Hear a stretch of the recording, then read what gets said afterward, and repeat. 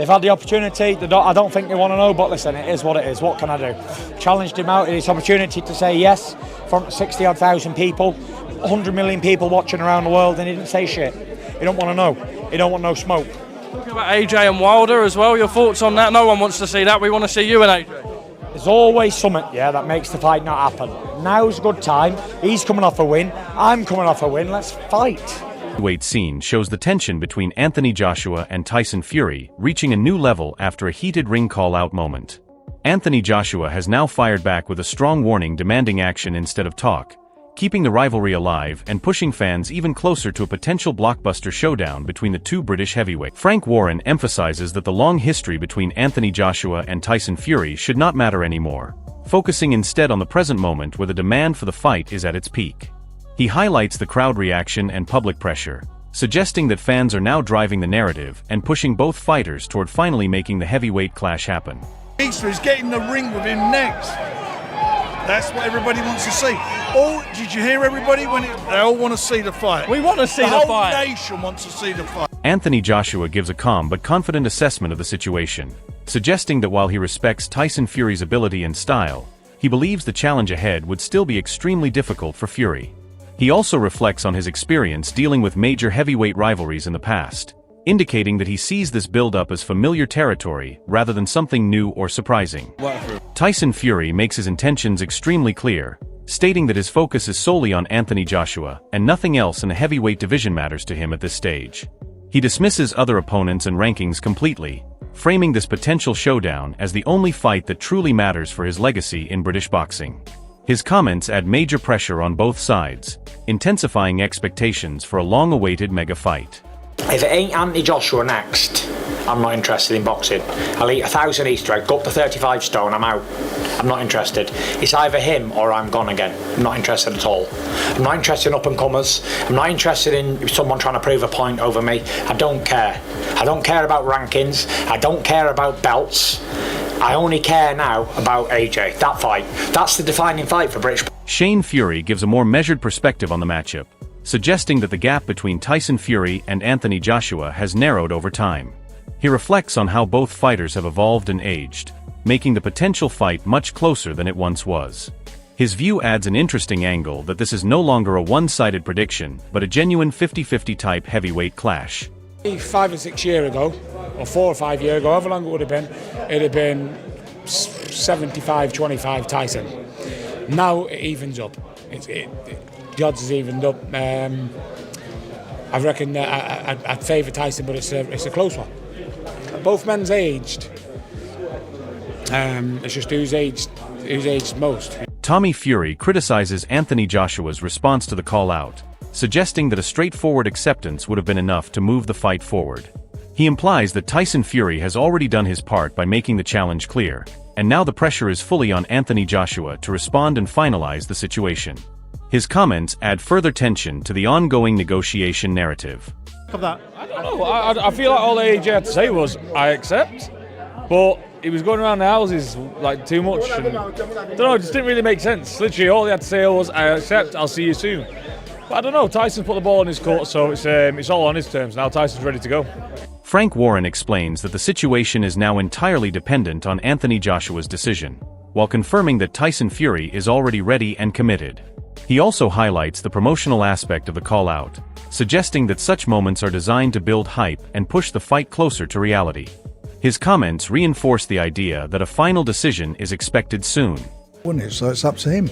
Tyson's signed, he's up for it, and he's ready to go. When it comes to call-outs, that was quite an epic call-out by Tyson Fury.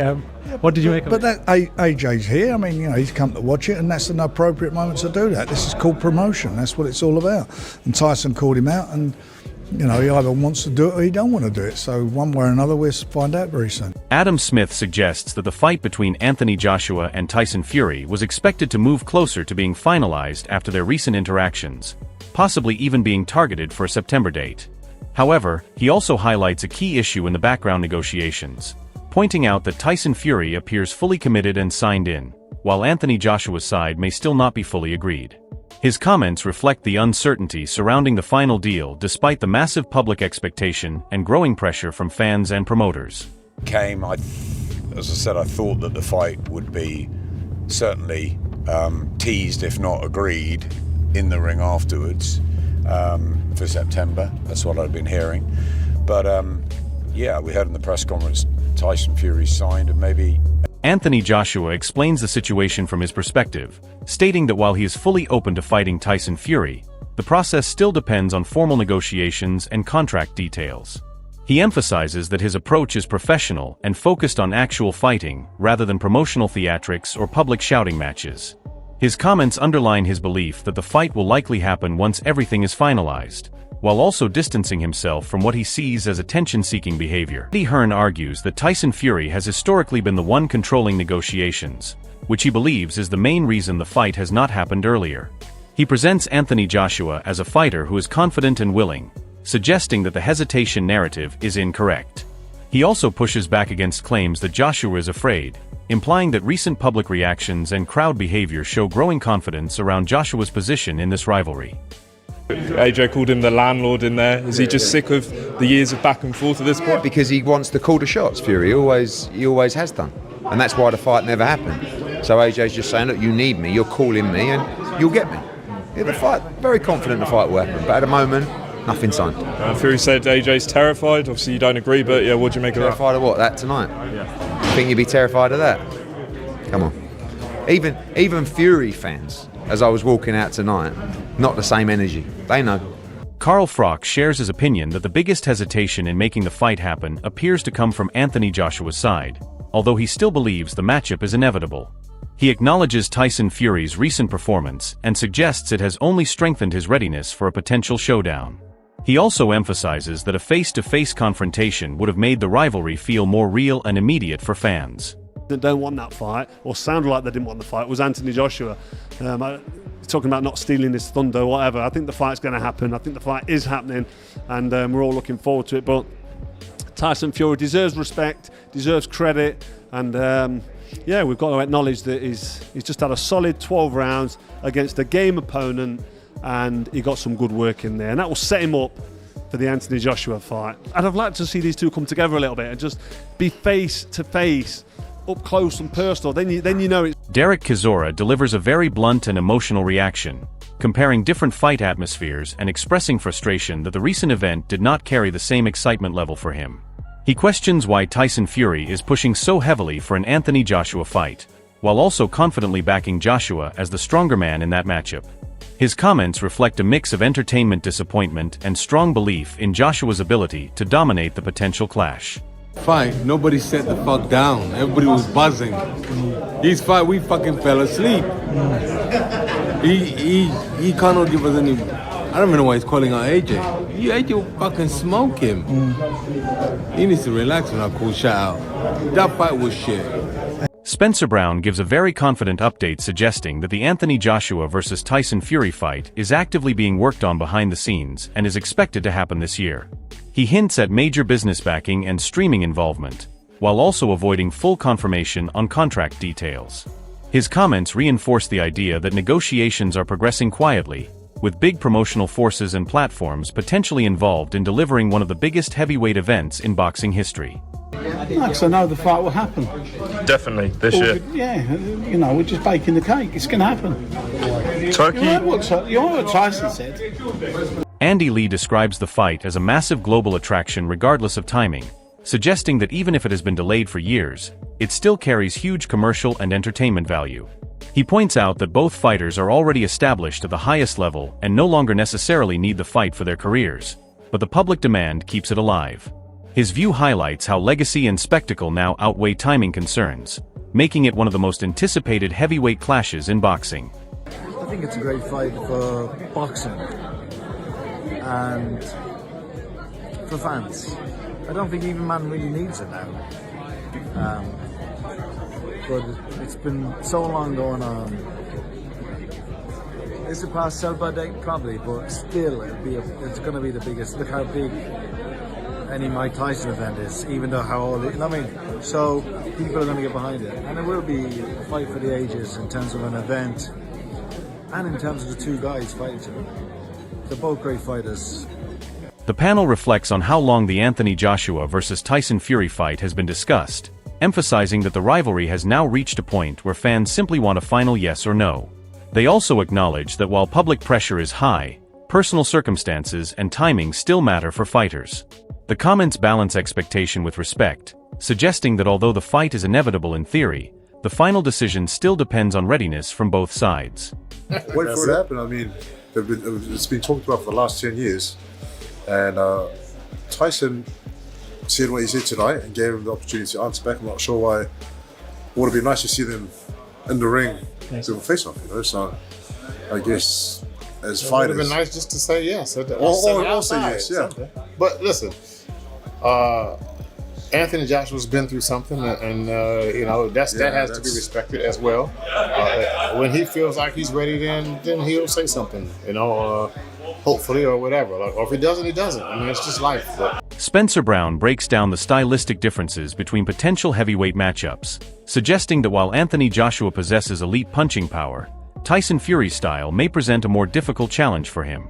He emphasizes that each opponent brings a different type of threat, making comparisons less straightforward. His analysis ultimately leans toward Tyson Fury having an advantage in a direct confrontation, especially due to his size, movement, and awkward fighting style. Does Anthony Joshua hit as hard as Makhmudov? Of course he does. But does he get to Tyson as easy? I don't think so. Tyson said in the week he thinks AJ and Makhmudov will be a 50-50 It's two different. You've got to remember, it's a 50-50 fight. But you've got to remember this.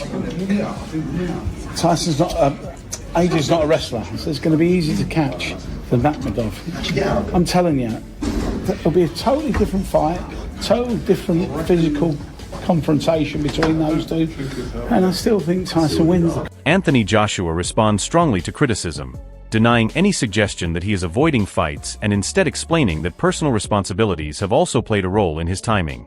He reaffirms his confidence in his status within the heavyweight division, stating that he remains one of the most dominant figures in boxing. His comments also include a direct warning to Tyson Fury, indicating belief in his own power and ability to cause serious damage in a future. Fury makes his position extremely clear by stating that his entire focus is now locked on Anthony Joshua, dismissing any other potential opponents or rankings in the division. He frames this fight as the ultimate defining moment for British boxing, suggesting it holds more significance than titles or legacy defenses.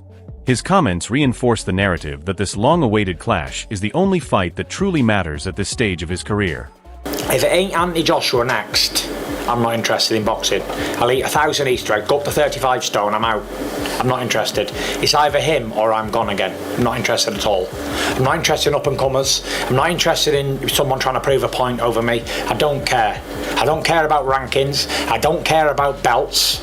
I only care now about AJ. That fight. That's the defining fight for Britain. The heavyweight boxing world is now completely locked on the long-awaited clash between Anthony Joshua and Tyson Fury, and every clip in this build-up shows how deep the tension and demand has become. Both fighters are standing at a crucial point in their careers where legacy, pride, and public expectation are all colliding at once. Anthony Joshua has made it clear that he feels confident in his power and believes he can hurt Tyson Fury badly if they meet inside the ring. On the other side, Tyson Fury has openly stated that no other fight matters to him anymore, and that Anthony Joshua is the only opponent worth stepping back into full focus for. What makes this situation even more intense is the constant pressure from promoters, analysts, and fighters all pointing towards the same direction that this fight must happen. If Anthony Joshua wins, it would silence all doubts and completely reshape the heavyweight landscape in his favor. If Tyson Fury wins, it would cement his position as the defining figure of this generation and prove his dominance once again. Mentally, the edge could come down to who handles the pressure of expectation better, because both men are already under massive spotlight and every word is being watched closely. This is not just a fight, it is a legacy-defining moment for British boxing and possibly one of the biggest heavyweight events in modern history now. The only thing left is official confirmation and fight night, because fans have waited long enough for talk to turn into action. Drop your prediction in the comments right now and tell us who wins this mega fight, and do not forget to subscribe for more boxing updates and breakdowns.